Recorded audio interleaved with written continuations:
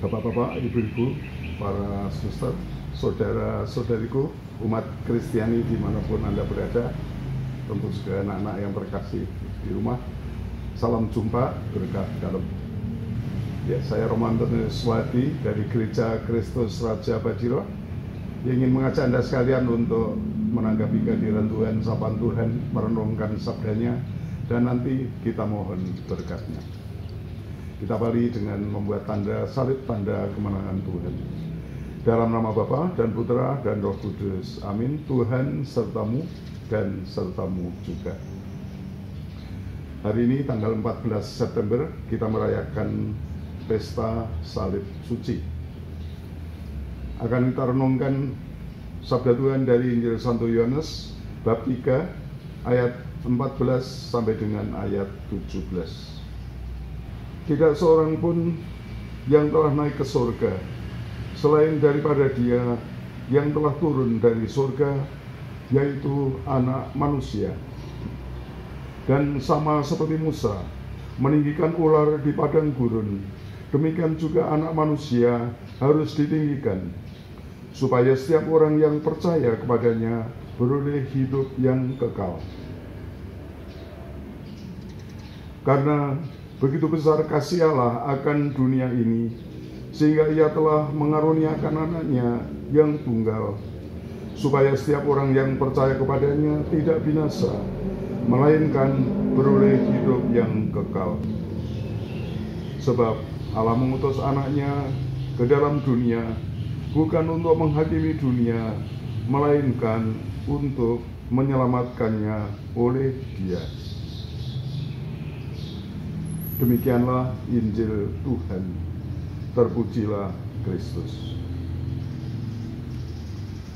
Bapak Ibu, saudara-saudari, para suster, para brother, anak-anak yang terkasih di dalam Tuhan. Sebagaimana tadi saya katakan, hari ini tanggal 14 September adalah hari raya Salib Suci.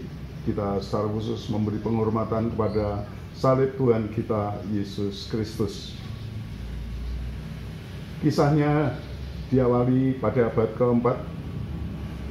Ketika itu Santa Helena, ibunda dari Kaisar Konstantinus, yang menemukan salib di Persia, dan salib yang istimewa itu kemudian dibawa ke Roma, dan sejak saat itulah perhatian kepada salib Tuhan, devosi kepada salib suci berkembang di antara umat.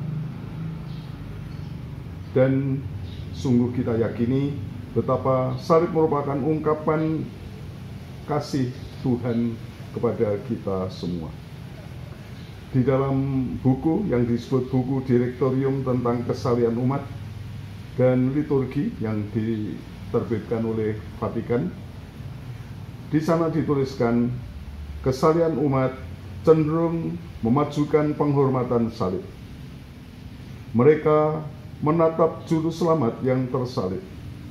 Mereka terharu merasakan penderitaan hebat yang ditanggung oleh Yesus, Sang Kudus dan tak berdosa, demi keselamatan manusia. Mereka memahami kasih-Nya dan kemanjuran korban penebusannya. Bapak, Ibu, dan saudara-saudari, para suster yang dikasihi Tuhan, sebagai korban penebusan, salib membawa kepada pemulihan hidup, membebaskan kita dari dosa dan dari segala kekurangan, dari segala kelemahan. Salib membawa kita kepada pemulihan hidup seutuhnya, hidup di dalam kasih Tuhan yang kekal. Dan ya, untuk itu pastilah kita harus bersyukur kepada Tuhan atas kasih Tuhan yang luar biasa itu yang telah dilimpahkan kepada kita, sebagaimana tadi dikatakan di dalam bacaan.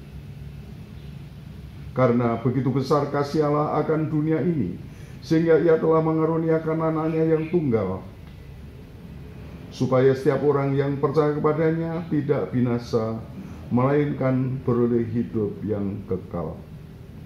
Hidup yang kekal hidup yang dipulihkan, hidup di dalam kasih Tuhan sepenuhnya, itulah yang dikaruniakan Tuhan kita, dikaruniakan kepada kita berkat sengsara dan wafat Tuhan di kayu salib.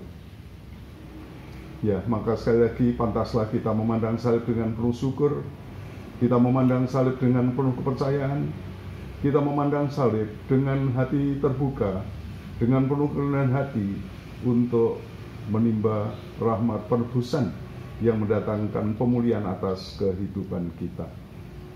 Kita boleh menjadi manusia-manusia baru di hadapan Allah, kembali hidup di dalam kasih, kembali hidup di dalam iman kepadanya. Hidup kita dipulihkan kembali.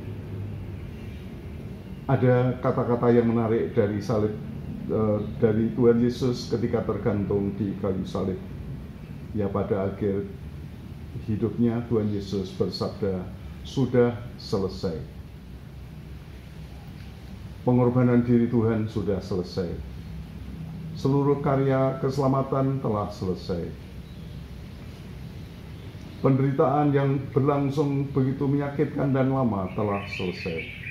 Semuanya selesai dalam wujud ketaatan, dalam bentuk kesetiaan Yesus kepada Allah Bapanya, dalam bentuk cinta yang luar biasa kepada kita umatnya. Sudah selesai. Kata-kata itu menggambarkan satu ketekunan, kesetiaan yang sempurna di hadapan Bapa dan wujud cinta yang sempurna bagi kita semua. Ya, marilah Bapak, Ibu, dan saudara-saudari, kita mohon supaya di dalam kehidupan kita, kecuali kita bersyukur atas karya rahmat Tuhan yang mendatangkan pemulihan di dalam kehidupan kita, kita yang telah kembali kepada kasih Tuhan, semoga kita juga lebih tekun, lebih penuh di dalam menekuni jalan hidup kita, jalan panggilan kita masing-masing, sehingga semuanya berjalan sesuai dengan kehendak Tuhan, semuanya berjalan sesuai dengan tuntunan Tuhan yang kita terima, dan terlebih semua berjalan dengan dilambari kasih dan tanggung jawab yang penuh, yang utuh di dalam diri kita sendiri, sehingga semuanya dapat berjalan dengan baik, dan akhirnya pada saatnya nanti kita juga dapat mengatakan sudah selesai. Semuanya kita persembahkan kepada Tuhan sebagai buah jerih payah, buah dari perjuangan kita, buah dari pergulatan di dalam kehidupan ini. Semoga Tuhan memberkati karya dan usaha kita, semoga Tuhan memberkati kesetiaan kita, dan Tuhan memberikan berkat keselamatan kekal kepada kita. Bapak, Ibu, dan saudara saya yang terkasih, mari kita akhiri renungan ini dengan berdoa dan mohon berkat kepada Tuhan. Ya Tuhan, kami berterima kasih atas karya rahmat-Mu di dalam kehidupan ini, terutama atas sengsara wafat Tuhan untuk kami, yang mendatangkan berkat penebusan, pemulihan di dalam kehidupan kami. Kami boleh menjadi pribadi yang semakin utuh karena kasih-Mu di dalam diri kami. Dan selanjutnya kami boleh meneruskan kehidupan ini dengan semangat iman dan dengan semangat kasih sebagaimana Kau kehendaki. Semoga hidup kami selanjutnya sungguh menjadi berkat bagi keluarga dan sesama. Demi Kristus Tuhan dan pengantara kami. Amin. Tuhan sertamu dan sertamu juga. Diberkatilah saudara-saudari, keluarga dan karya-karya Anda oleh Allah yang Maha Kuasa, Bapa dan Putra dan Roh Kudus. Amin. Selamat berkarya, Tuhan memberkati.